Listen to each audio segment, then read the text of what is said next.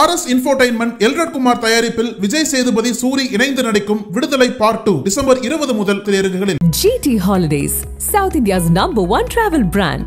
You know you are special when you're with GT Holidays. அதிபர் ஆட்சியை கொண்டு போகணும்னு நினைக்குது RSS. நாங்க புதுசா எதையும் மாத்திட்டு வரல, ஏற்கனவே உள்ளதான் நாங்க செய்யறோம். இல்ல காங்கிரஸ் செஞ்சது அப்படின்னு சொன்னா காங்கிரஸ் இன்னைக்கு சாதிவாரி கணக்கெடுப்பு ஆதரிக்குது. நீங்க ஆதரிக்கிறீங்களா? கலைஞரே இதை வரவேற்று இருக்கிறாரு. திமுக மாத்தி பேசுறாங்க. நடைமுறைப்படுத்த முடியாதுன்னு சொல்றீங்களா? தேர்தல் ஆணையம் தயாராக இருக்கிறது. மிச்சப்படுத்துற அப்படின்னு பேசுனீங்கன்னா பெரும் முதலாளிகளுக்கு விட்டு கொடுத்த பணம் எத்தனை லட்சம் கோடி. அப்பெல்லாம் உங்களுக்கு இந்த நாட்டுக்கு பணம் செலவாகுதுன்னு உங்களுக்கு தெரியாதா? பயம் இல்லைன்னா எடப்பாடி பழனிசாமிக்கு வேலு மேல பயம் இல்லையா? இல்ல வேலுமணிக்கு எடப்பாடி பழனிசாமி மேல பயம் இல்லையா? அந்த ரெண்டு பேருக்கு உள்ளேயே பயம் அதிகமா இருக்கு சார். யாராவது ஒருத்தர் கட்சியை கேப்சர் பண்ணிடுவாங்கன்னு சொல்லிட்டு. அவங்க அம்மையார் எப்படி இருந்ததுன்னா ஊழல் ராணியா வாழ்ந்து ஊழல் ராணியாவே அந்த அம்மா இறந்து போச்சு. அதே அடிப்படையில் அவங்களோட பிள்ளைகளும் அதே மாதிரி இருந்தால் நாங்கள் என்ன பண்ண முடியும்? தமிழ்நாடு ஃபுல்லாக நான் சுற்றுப்பயணம் போகிறேன்னு சொல்லும் போது அதை கண்டித்து கருப்பொடி காட்டினது திமுகவா நீங்களா? இப்போ கருப்பொடி காட்டுறீங்களா? வாயிலெல்லாம் வட சுடாதீங்க, நேரடியாக கண்டித்து தீர்மானம் நிறைவேற்றணும். நீங்கள் தைரியமான திராணியான ஆளாக இருந்தால் தயவு செய்து பாஜக அரசை நாங்கள் கண்டிக்கின்றோம். நீங்கள் கண்டிக்கிறதுக்கு எல்லாமே உங்களுக்கு துணைப்பாட்டிக்கு போக முடியாது.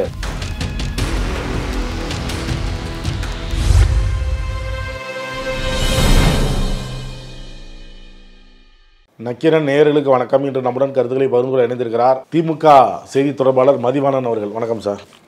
ஒரே நாடு ஒரே தேர்தல், இது மன்னர் ஆட்சிக்கு வழிவகுக்கும், அதிபர் ஆட்சிக்கு வழிவகுக்கும், மாநில கட்சிகளை அழிக்கும் அப்படின்லாம் எதிர்கட்சிகள் தீவிரமாக எதிர்த்தீங்க.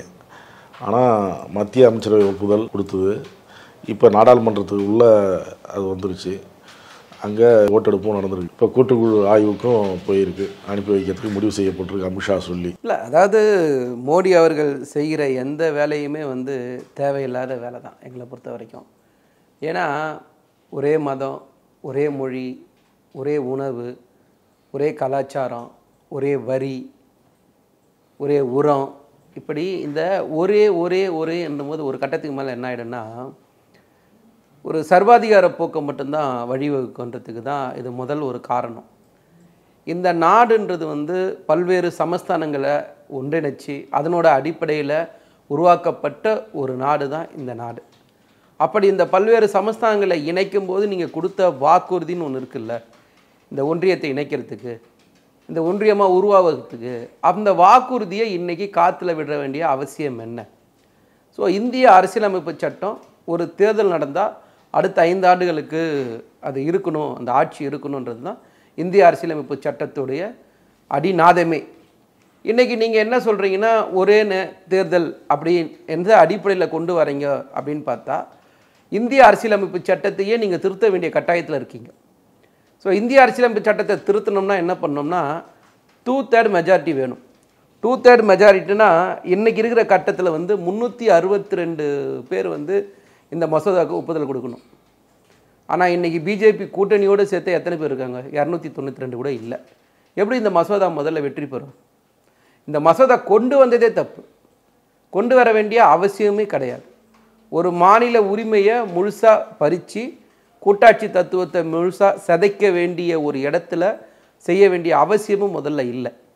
நீங்கள் உதாரணத்துக்கு பார்த்தீங்கன்னு வச்சிங்களேன், மக்களவை தேர்தல், மாநிலங்களுக்கான தேர்தல், சட்டமன்ற தேர்தல், இதை நடத்துறது யாரு பார்த்தீங்கன்னா இந்திய தேர்தல் ஆணையம் நடத்தும். ஆனால் ஊரக உள்ளாட்சி தேர்தலை யார் நடத்துவான்னா மாநில தேர்தல் ஆணையம் தான் நடத்தும். ஸோ நீங்கள் ஓட்டு போடும்போது எப்படி ஓட்டு போடுவீங்கன்னா, ஒரு நாடாளுமன்றத்துக்கு ஒரு ஓட்டு போடுறீங்கன்னா ஒரு நாட்டை மனநிலையை வச்சு ஓட்டு போடுவீங்க. ஒரு சட்டமன்ற தேர்தல்னு வரும்போது அந்த மாநிலங்களுக்கு உள்ள இருக்கிற பிரச்சனைகள் அடிப்படையில் ஒரு ஓட்டு போடுவீங்க. ஆனால் ஊரக உள்ளாட்சி தேர்தல்ன்றது அந்த ஊராட்சி லெவலில் மாநகராட்சி சம்மந்தப்பட்ட அளவில் தான் அதை சிந்திச்சு ஓட்டு போடுவாங்க. இப்போது நீங்கள் எல்லாத்தையும் ஒரே கட்டமாக தேர்தல் நடத்துகிறேன்னு சொன்னால் எப்படி நடத்துவீங்க? அப்போ ஒரு வாக்காளனுக்கான மனநிலையை நீங்கள் எப்படி உருவாக்குறீங்க? அதோட மைண்ட் செட் என்ன?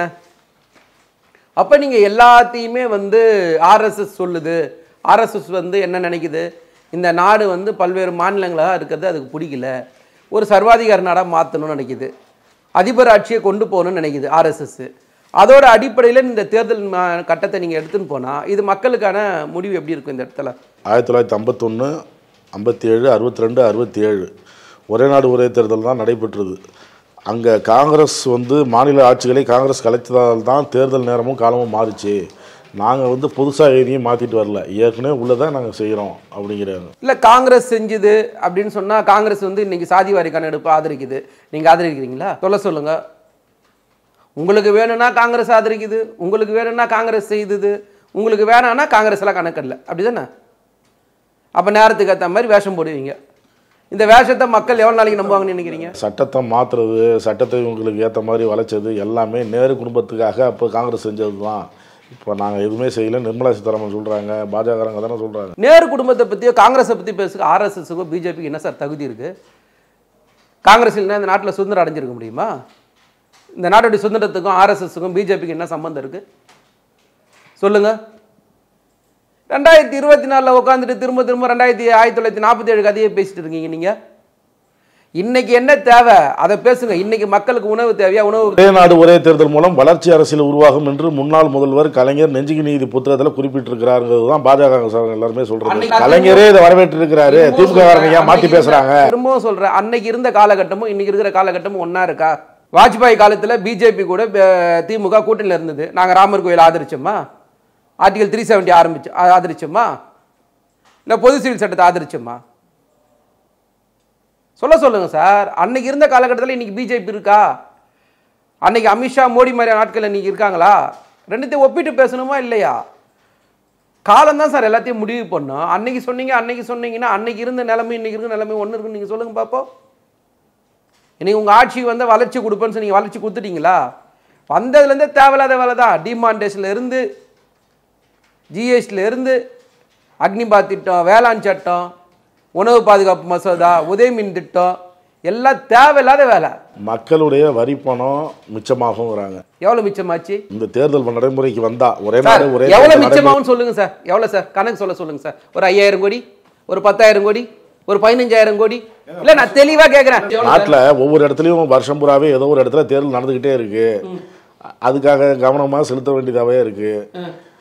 அதிகாரத்தில் இருக்கிறவங்க, ஆட்சியில் இருக்கிறவங்க அதுக்கு பிரச்சாரம் போகிறது, கவனத்தை அதில் கவனம் செலுத்த வேண்டியதாக இருக்குது. முன்னே ஆளுங்கட்சியில் இருக்கிறவங்க எதிர்கட்சிக்கு குறை சொல்கிறாங்க. இங்கே மக்கள் நலன் பாருன்னா அங்கே தேர்தல் எலெக்ஷனுக்கு பிரச்சாரம் பண்ண போயிட்டாரு அப்படிங்கிறீங்க. இல்லைனா மட்டும் நீங்கள் நாடாளுமன்றத்துக்கு வந்துடுவீங்க, நாடாளுமன்றத்தில் உட்காந்து விவாதம் பேசிடுவீங்க. நேற்று தானே ஓட்டு எடுப்பு, நேற்று மசோதா வந்தீங்கல்ல, மோடி எங்க ராஜஸ்தான் போனாரு. ஒரு மசோதா வருது, முக்கியமான மசோதான்னு சொன்னீங்களா இல்லையா? நான் கேட்குறேன். அப்போ அது முக்கியமான மசோதா இல்லைன்னு அவர் ஏற்கனவே சொன்னபடி ராஜஸ்தானில் ஒரு வருஷம் முடிஞ்சோடனே நன்றி சொல்ல போறாரு. மறுநாள் போங்க. நேற்று ஏன் சார் ஓட்டு போ? உங்களுக்கே தெரியும் அந்த மசோதா நிற்காதுன்ட்டு. 2/3 மெஜாரிட்டின்னு உங்களுக்கே தெரியும் அது நிற்காதுன்ட்டு. நீங்க வரேன் சார் வரேன். அதானியை காப்பாற்றணும், அதானி மேலே கூட்டுக்குழு விசாரணை வேணும்னு நாங்கள் சொல்கிறோம். ஒட்டுமொத்த இந்தியா கூட்டணியும் நாடாளுமன்றத்தை முடக்குது. இந்த பிரச்சனையிலேருந்து திசை திருப்பணும். என்ன பண்ணணும்? சம்பந்தமே இல்லாமல் ஒன்று பேசணும். அந்த வேலையை நேற்று பிஜேபி செஞ்சுது. ஆனால் தான் மோடி அந்த வாக்கெடுப்பை பற்றி கவலைப்படாமல் நேராக ராஜஸ்தான் போயிட்டார். அது முக்கியமானதாக இருந்தால் அவர் அங்கே உட்காந்து ஓட்டு போட்டிருப்பார். அப்போ அவருக்கே தெரியும் முன்னாடியே இது மசோதா நிற்காது, இந்த மசோதா நாடாளுமன்ற கூட்டுக்குழு விசாரணை குழுவுக்கு போவோம் அப்படின்றது. கேட்டால் இதை நாடாளுமன்றத்தில் என்ன சொல்கிறாங்க, பிரதமரும் அதான் சொன்னாருன்னு. அப்புறம் அதை சொல்கிறதுக்கு எதுக்கு எடுத்து வந்தீங்க? எங்களெல்லாம் பார்த்தா எப்படி சார் தெரியுது உங்களுக்கு? உங்களுக்கு இந்த நாட்டோட எல்லையை பற்றி கவலை இல்லை, இந்த நாட்டுடைய ரூபா மதிப்பை பற்றி கவலை இல்லை, இந்த நாட்டில் இருக்க வேலையின்மையை பற்றி கவலை இல்லை, விலைவாசி உயர்வை பற்றி கவலை இல்லை. உங்களுக்கு அதானியை காப்பாற்றணும், அதுக்காக நாடாளுமன்றத்தில் இந்த மசோதாவை நீங்கள் எடுத்துன்னு வந்திருக்கீங்க. இது ஆதாரபூர்வமாக நேற்று நிரூபிக்கப்பட்டிருக்கு. இதுதான் வெளிப்படையான உண்மை.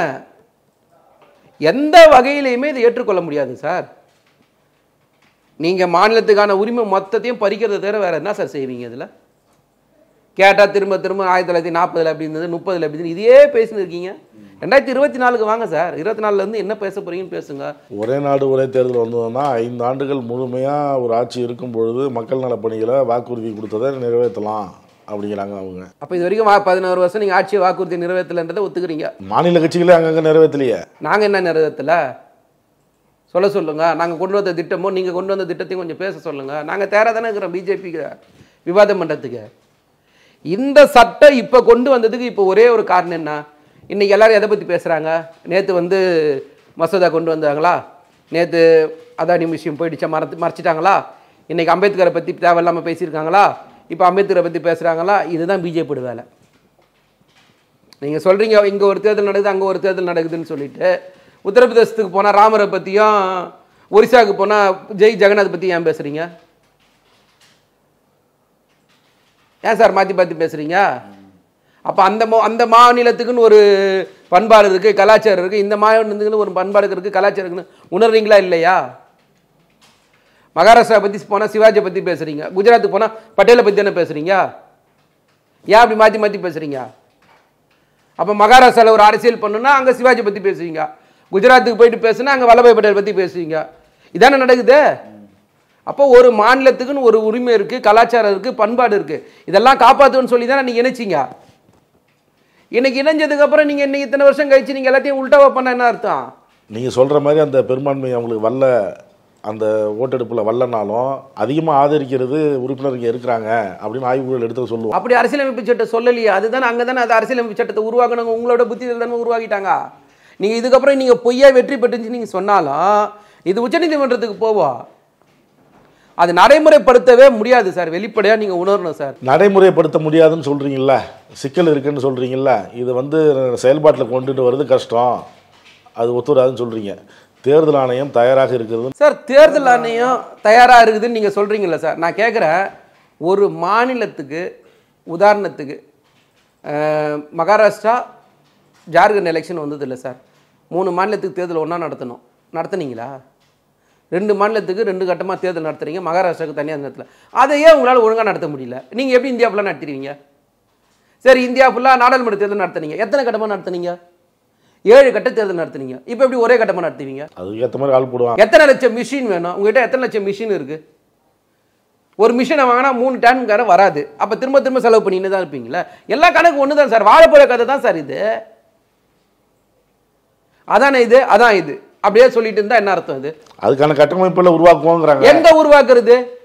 நீங்க தேர்தல் கமிஷனுக்கு பண செலவு மிச்சப்படுத்துற அப்படின்னு பேசுனீங்கன்னா, கார்ப்பரேட் டாக்ஸ் நீங்க ஆட்சிக்கு பெரும் முதலாளிகளுக்கு விட்டு கொடுத்த பணம் எத்தனை லட்சம் கோடி? 15 லட்சம் கோடியை விட்டு கொடுத்தீங்களா இல்லையா? அப்பெல்லாம் உங்களுக்கு இந்த நாட்டுக்கு பணம் செலவாகுதுன்னு உங்களுக்கு தெரியாதா? சரி, கார்ப்பரேட் டேக்ஸ் 2% குறைச்சிங்க. ஒரு வருஷத்துக்கு 1,20,000 கோடி குறைஞ்சிது வருமானம் இந்திய ஒன்றிய அரசுக்கு. அப்போ உங்களுக்கு தெரியலையா இவ்வளோ செலவாகுதுன்னு சொல்லிட்டு? சரி, சூப்பர் ரிச் டேக்ஸில் G20 மாநாட்டில் போடணும்னு சொன்னாங்க. அந்த சூப்பர் ரிச் டேக்ஸ் போடுறதுக்கு ஏன் இன்னைக்கு வரைக்கும் பேச மாட்டீங்க? அது 1 லட்சம் கோடி வருஷத்துக்கு வரும் ஒன்றிய அரசுக்கு. மோடி ஆட்சி வந்தது பிறகு எத்தனை லட்சம் கோடி வரும்? 11 லட்சம் கோடி வரணும். எங்க? இதில் ஒரு 15 லட்சம் கோடி, அதில் ஒரு 10 லட்சம் கோடி, இதில் ஒரு 11 லட்சம் கோடி சேர்த்தீங்கன்னா இதுவே 50 லட்சம் கோடி வருதா? அக்யூரேட்டா சொன்னா இதுவே 47 லட்சம் கோடி ஆகுது சார். 47 லட்சம் கோடியை நீங்க எடுத்துட்டு உள்ள வச்சுட்டு ரோட்ல விட்டு உட்காந்து பேசுறீங்க இன்னைக்கு. அப்பெல்லாம் உங்களுக்கு தெரியல இந்த நாட்டுடைய பணம் இதுவாகுதுன்னு சொல்லிட்டு. மாசத்துக்கு 3 வெளிநாடு சுற்றுப்பயணம் போறீங்கல்ல, போறாரா இல்லையா மோடி அவர்கள்? அப்பெல்லாம் உங்களுக்கு இந்த நாட்டு பணத்தை செலவு பண்ற எண்ணமே வராதா உங்களுக்கு? அது இரு நாடுகள் ஒரு நல்ல என்ன செஞ்சீங்க கொஞ்சம் தயவு செஞ்சு சொல்லுங்களா? என்ன செஞ்சீங்க சார்? இத்தனை நாடு சுற்றுப்பயணம் போயிட்டீங்க. நீங்க தான் சார் அதிகமா சுத்துறீங்க. உங்களுக்கு வேணா உலக சுற்று வாலிபன் பேர் கூட வச்சிடலாம் சார். அப்பெல்லாம் உங்களுக்கு இந்த நாட்டுடைய பணம் செலவாதுன்னு உங்களுக்கு கண்ணுக்கு தெரியாதா? என்ன உங்களுக்கு பிரச்சனை? ஏமாத்துறீங்க மக்களை. அதிமுக பொதுக்குழுவில் எடப்பாடி பழனிசாமி பேசினாரு. அதுக்கு K.N. நேரு கண்டனம் தெரிவித்து அறிக்கையெல்லாம் வெளியிட்டார். பயம் பயம் பயம் அப்படின்னு சொல்லி இவர் தெனாலி பட பாணியில் இவர் பயப்படுறாரு எடப்பாடி பழனிசாமி அப்படின்னு சொல்லி அறிக்கை வெளியிட்டார். இப்போ வேலுமணி என்ன சொல்கிறாரு, இவங்களுக்கு தான் பயம், எங்களுக்கு எந்த விதமான பயமும் இல்லை அப்படிங்கிற. பயம் இல்லைன்னா எடப்பாடி பழனிசாமிக்கு வேலு மேலே பயம் இல்லையா? இல்லை வேலுமணிக்கு எடப்பாடி பழனிசாமி மேலே பயம் இல்லையா? எனக்கு அந்த 2 பேருக்கு உள்ளேயே பயம் அதிகமாக இருக்குது சார். யாராவது ஒருத்தர் கட்சி கேப்சர் பண்ணிடுவாங்கன்னு சொல்லிட்டு. நேரா உண்மையை தானே சொன்னார். இதானே யதார்த்தமான உண்மை. ஆளுங்கட்சிக்கு திமுகவுக்கு சட்டசபைனாவே பயம், எதிர்கட்சி தலைவர் ஏஞ்சி பேசினாவே உங்களுக்கு பயம். என்னதான் நீங்கள் பேசுனீங்க, நானும் கேட்டேன், நீங்களும் சொல்லலை. போன இதுலேயே நாங்கள் தெளிவாக சொல்கிறோம். கொடநாடு கொலை கொள்ளை வழக்குன்னு ஒன்று வந்தது சார். ஒட்டுமொத்த கூட்டத்தொடரை எடப்பாடி பழனிசாமி புறக்கணிச்சாரா இல்லையா சார்? அப்போல்லாம் உங்களுக்கு தெரியல சட்டமன்றம் நடக்குது உள்ளே போய் பேசணுன்ட்டு. நாங்க என்ன கேட்குறோம், பொதுக்குழுல ஏதாவது ஒரு இடத்துல மோடி தனிப்பட்ட முறையில் தாக்குறாங்க. அதாவது அவர் எழுப்பக்கூடிய கேள்விக்கு பதில் சொன்னா தனிப்பட்ட முறையில் எடப்பாடி பழனிசாமியை பேசி தாக்குறாங்க. இதான் இதுலேருந்தே தெரியுது திமுகவுக்கு பயம் அப்படி இருக்குன்னு. பிடிஆர் பேசினாரு 30,000 கோடின்னு. அது யார் அந்த 2 பேருன்னு கேட்னு சொல்லுவாரா அப்படின்னு வேலுமணி கேள்வி எழுப்புறாரு. இல்லை, வேலுமணி இப்ப ஒரே ஒரு விஷயம் தான் சார், ஊழலை பற்றி பேசுறதுக்கு அந்த கட்சிக்கே தகுதி இல்லைன்றேன். அப்புறம் வேலுமணிக்கு மட்டும் என்ன தகுதி இருக்கு? 400 ரூபாய் விற்கிற எல்இடி பல்பை 4500 வாங்கின அறிவாளி சார் அவர். இன்னைக்கு வரைக்கும் கேஸ் பெண்டிங்கில் தான் சார் இருக்கு. ஆளுநர் ஆர்.என். ரவியோட தயத்தில் நீங்கள்லாம் வெளியே சுற்றின்னு இருக்கீங்க. ஆர்.என். ரவி ஒப்புதல் கொடுத்தா அவங்க கதை முடிஞ்சிச்சு. பிஜேபியோட கூட்டணி அதிமுக, பிஜேபியோட மறைமுக கூட்டணி வச்சிருக்கீங்கன்னு நீங்கள் சொல்கிறீங்க. அவங்க சொல்கிறாரு பிஜேபி திமுக கூட்டணி திரையிட்டு மக்களுக்கு காட்சியதே இவங்க தான். நாங்கள் யார் பேசினாலும் சார், முதலமைச்சர் பேசினாலும், துணை முதலமைச்சர் பேசினாலும், அமைச்சர் பேசினாலும், அதிகாரி எல்லாம் நேரட்டான்னு சொல்கிறோம். ஒன்றிய பாஜக அரசு மக்கள் விரோத அரசுன்னு நாங்கள் சொல்கிறோம் சார்.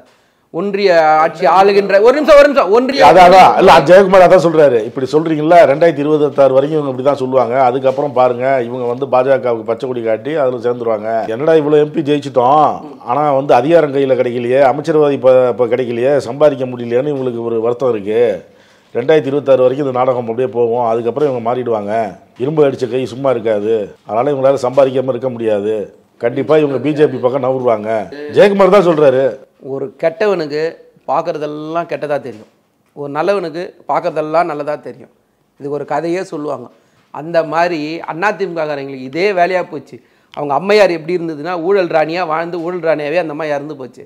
அதே அடிப்படையில் அவங்களோட பிள்ளைகளும் அதே மாதிரி இருந்தால் நாங்கள் என்ன பண்ண முடியும்?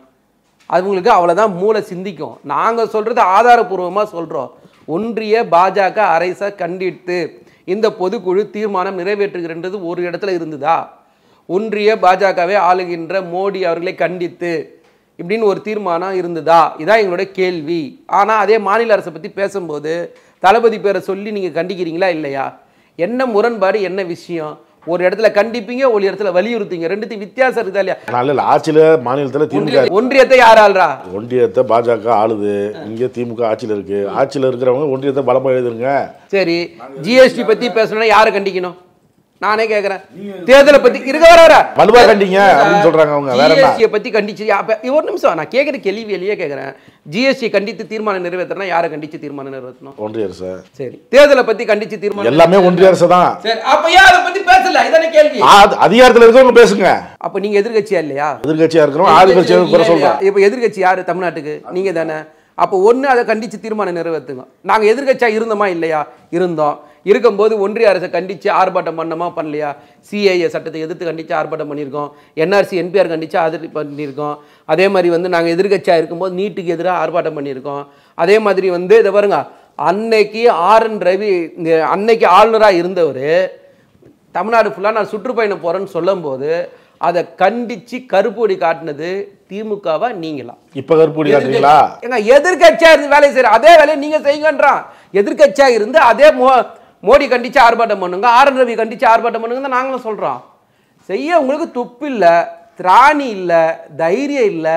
அதனால நாங்கள் தெளிவாக தான் சொல்றோம். கமலஹாசனுக்கு அப்புறம் பயம் பயம் பயம். மோடி என்றால் பயம், பிஜேபி என்றால் பயம், ஆர்எஸ்எஸ் என்றால் பயம், ரெய்டு வருவாங்களே என்று பயம் அப்படின்னு தெளிவாக தானே சொல்றான். குடை நிறத்தை மாற்றி வெள்ளை குடை காட்டுற அளவுக்கு இவங்களுக்கு திமுக அரசுக்கு தான் பயம். அதிமுகவுக்கு எந்த பயமும் கிடையாது. வாயிலெல்லாம் வடை சுடாதீங்க, நேரடியாக கண்டித்து தீர்மானம் நிறைவேற்றுங்க. இவ்வளோ தான் ஒரே லைனு, வேற என்ன நாங்கள் உங்களை கேட்கல. நீங்கள் தைரியமான திராணியான ஆளாக இருந்தால் தயவு செய்து பாஜக அரசை நாங்கள் கண்டிக்கின்றோம், பிஜேபியை நாங்கள் கண்டிக்கின்றோம், மோடியை கண்டிக்கின்றோம் சொல்லுங்க. பாஜகவோட கூட்டணி இல்லைன்னு எடப்பாடி பழனிசாமி ஏற்கனவே சொல்லி இதே தான் நீங்க வட சொல்றீங்க. இருங்க, தேவையான நேரத்தில் எப்போ கண்டிக்கணுமோ அப்போ கண்டிப்போம். எப்போ கண்டிச்சிங்க? அது இதுக்கு நீங்க கண்டிக்கிறதுக்கு எல்லாமே உங்களுக்கு துணை பாட்டிக்கு போக முடியாது. அவங்க சொல்றது என்னன்னா எப்போ கண்டிக்கணுமோ அப்போ நாங்கள் கண்டிப்போம். இப்போதைக்கு திமுக ஆடுறது நாடகம். எப்போ கண்டிப்பீங்கன்னு தான் நான் கேட்குறேன். சார் நீங்கள் வெளியே வந்து எத்தனை வருஷம் ஆகுது? 2 வருஷம் ஆயிடுச்சா? தேர்தலை சந்திச்சிங்களா? மக்கள் உங்களை நம்பலையா? புறக்கணிச்சாச்சா? இன்றைக்கி உங்களை நம்பல யாரும் தயாராக இல்லையா? நீங்கள் தயவு செஞ்சு உணரவே மாட்டீங்க. மக்கள் உங்களை புறக்கணிச்சு ரொம்ப நாள் ஆச்சுன்னு சொல்லிட்டு 2014 அதிமுக வந்து பெரும்பான்மையாக இருந்தப்ப நாடாளுமன்றத்தை நாங்கள் நடத்தவே விடல. அந்த மாதிரி பண்ணுங்க நாடாளுமன்றத்தை. இப்போ என்ன நாடாளுமன்றம் நடக்குதா? நாங்கள் முடக்கிறோமா, நீங்கள் முடக்கிறீங்களா? ஒன் நேஷன் ஒன் எலெக்ஷனை வந்து நாங்கள் வந்து எதிர்த்து பேசுகிறோமே, நீங்கள் எதிர்த்து பேசுங்களேன் பார்ப்போம். பேசுங்க. என்ன பேச்சு சார் இதெல்லாம்? ஆதாரமே இல்லாமல் பேசினா எப்படி சார்? காலம் மாறி போச்சு சார். இன்றைக்கெல்லாம் லைவில் இருக்குது சார். 47 கட்சிகளில் 32 கட்சிகள் ஆதரவிச்சதாகவும் எதிர்த்தது 15 கட்சிகள் சொல்கிறாங்க சார். இந்த 32 கட்சியில் அதிமுக ஒரு கட்சி ஆதரிச்சதில் இப்போ என்ன இல்லைன்னு சொல்லுவாங்களா? இல்லைன்னு சொல்லுவாங்களா? வேளாண் சட்டத்தை ஆதரிச்சது யாரு சார்? அக்னிபாத் சட்டத்தை ஆதரிச்சது யாரு சார்? சிஏஏ என்ஆர்சி என்பிஆர் சட்டத்தை ஆதரிச்சது யாரு சார்? முத்தலாக் சட்டத்தை ஆதரிச்சது யாரு சார்? ஆர்டிகல் 370 திரும்ப பெறும்போது ஆதரிச்ச கட்சி எது சார்? டெல்லி மாநில உரிமை பறிப்பு சட்டம் கொண்டு வரும்போது அதை ஆதரிச்ச கட்சி எது சார்? இது எல்லாம் செஞ்சது அதிமுக, எடப்பாடி பழனிசாமி. சரிங்களா? நீங்கள் ஒன்றும் மக்களுக்கு ஆதரவாக எந்த இடத்துலையும் இல்லை. மக்களுக்கு எதிரான ஒரு கட்சி எதுனா அது அதிமுக தான். அதிமுக ஆதரிச்சது அப்படின்னு சொல்கிறீங்க. ஆதரிச்சதுக்கான காரணம் என்னென்னு அதிமுகவிலேருந்து இன்னும் இது வரைக்கும் யாரும் வெளிப்படையாக எதுவும் சொல்லலை. சொன்னதுக்கப்புறம் நம்ம அந்த கேள்வியில் முன்வைக்கலாம். இல்லை சார், அவங்க ஆதரித்ததுக்கு காரணம் இல்லைலாம் கிடையாது. தெளிவாக ஒரு விஷயம் சார், மோடி இது வரைக்கும் செஞ்ச, நான் திரும்ப சொல்கிறேன், முதல்ல இருந்து சொல்கிறேன், 2014 வளர்ச்சி கொடுப்புன்னு சொல்லிட்டு வந்த மோடி 2024 ஆகுது சார். இந்த 2014 24 வரைக்கும் மோடி செய்த ஏதாவது ஒரு சாதனையான ஒரு திட்டங்களை அதிமுகவால் சொல்ல முடியுமா? நாங்கள் லைனாக அடுக்கிறோம்ல சார். வேளாண் சட்டத்தை ஒட்டுமொத்த விவசாயிகள் எதிர்த்தாங்களா இல்லையா சார்? இன்னைக்கு வரைக்கும் எதிர்க்கிறாங்களா இல்லையா சார்? இன்னைக்கு அவங்க மேலே துப்பாக்கி சூடு நடைபெறுதா இல்லையா சார்? இந்த சட்டத்தை சரியான சட்டம் சொல்லி எடப்பாடி பழனிசாமி அவர்கள் பொதுவெளியில் பேசினாரா இல்லையா சார்? அக்னிபாத் திட்டத்தை ஒட்டுமொத்த இளைஞர்கள் எதிர்த்தாங்களா இல்லையா சார்? ஆதரிச்சது எடப்பாடி பழனிசாமி யாரு சார்? நான் சொல்ல ஒட்டுமொத்தமாக இந்த நாட்டில் இருக்க ஒட்டுமொத்த சிறுபான்மையின மக்கள், சிஏஏ என்ஆர்சி என்பிஆர் முத்தலாக் சட்டம், இந்த சட்டங்களை வேண்டாம்னு சொல்லி இந்த நாட்டுடைய சிறுபான்மை மக்கள் சொல்கிறாங்களா இல்லையா? இந்த சட்டங்கள்லாம் இந்த மக்களுக்கு தேவைன்னு சொல்லி பேசுறது யாரு சார்? எடப்பாடி பழனிசாமி. உள்ள வாக்களிச்சுட்டு வெளியில் வந்து எஸ்ஆர் பாலசுப்ரமணியன் என்ன சார் சொன்னார்? அன்வர் ராஜா வெளியில் வந்து நாடாளுமன்றத்துக்கு வெளியில் என்ன சொன்னார்? கூட்டணி தர்மத்துக்காக நாங்கள் ஆதரிச்சோன்னு சொன்னாங்களா இல்லையா சார்? கூட்டணி தர்மத்துக்காக ஒருத்தருக்கு விஷத்தை எடுத்து வாயில ஊற்றுவீங்களா சார்? செத்துப்போன்னு எப்படி ஏற்றுக்க முடியும்? நீங்கள் செய்கிற ஒவ்வொரு செயலையும் தயவு செஞ்சு நியாயப்படுத்தாதீங்க. தப்புனா தப்புன்னு சொல்லி பழகுங்க. மக்களுக்கு எதிரான சட்டங்களும் திட்டங்களும் மோடி ஆட்சியில் கொண்டு வரப்பட்டு கொண்டே இருக்கிறது. அதற்கு அத்தனையும் கூட்டணியில் இருந்தாலும் சரி, கூட்டணி விட்டு வெளியில் வந்துட்டேன்னு சொல்கிற நீங்கள் எதுக்கு ஒன் நேஷன் ஆதரிக்கணும்? எதுக்காக ஆதரிக்கணும்? ஸோ உங்களுக்கு அந்த அடிமையாக இருந்தே பழகி போச்சு. வெளியில் இருந்தாலும் நீங்கள் அடிமை தான், கூட்டணியில் இருந்தாலும் நீங்கள் அடிமை தான். அதை நீங்கள் இன்னைக்கு வரைக்கும் மெயின்டைன் பண்ணுறீங்க. கருத்துக்களை பகிர்ந்து நக்கீரன் டிவிக்கு சப்ஸ்கிரைப் செய்யுங்கள். உங்கள் ஆதரவே எங்கள் பலம். ஆசிரியர்களுக்கு நண்பனாகவும் மாணவர்களுக்கு ஆசானாகவும் திகழும் தேர்வு வழிகாட்டி. ஒவ்வொரு பாடத்திற்கும் அனுபவமிக்க ஆசிரியர்களின் துல்லியமான தெளிவான விடைகள். CNC இருக்கு, தேர்வு பயம் எதற்கு? இது தீரன் பப்ளிஷிங் ஹவுஸ் விற்பனை வெளியீடு.